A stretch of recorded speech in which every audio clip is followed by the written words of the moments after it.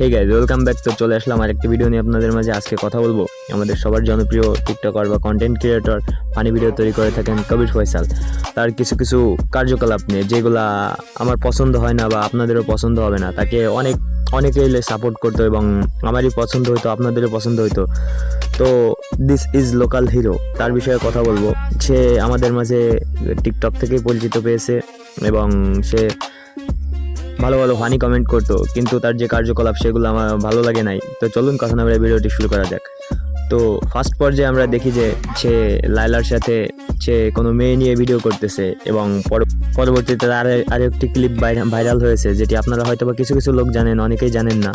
ভিডিওর ফার্স্ট পর্যায়ে দেখি তামুক রিজাউলকে তারা একটি সেলুনে।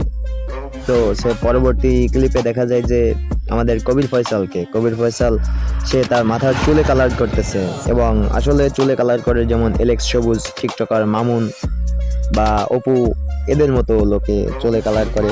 তো আসলে সে চুলে কালার করে হয়তো বা অনেক লোকের থেকেই সে লাঞ্ছিত বঞ্চিত হবে এবং অনেক রোস্টাররা তাকে নিয়ে রোস্ট করবে।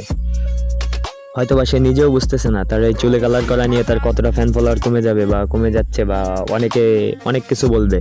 তো চুলে কালার করা আসলে ঠিক না আমার ধারণা মতে। তো কবির ফয়সালের এই চুলে কালার করা নিয়ে আপনাদের কার কি মন্তব্য বা মতামত সেটা অবশ্যই কমেন্টে জানাবেন, এবং ভিডিওটি আসলে আপনাদের ভালো লাগলে সাবস্ক্রাইব করে পাশেই থাকবেন এবং লাইক করবেন, শেয়ার করবেন, সবাইকে দেখার সুযোগ করে দেবেন। আল্লাহ হাফেজ।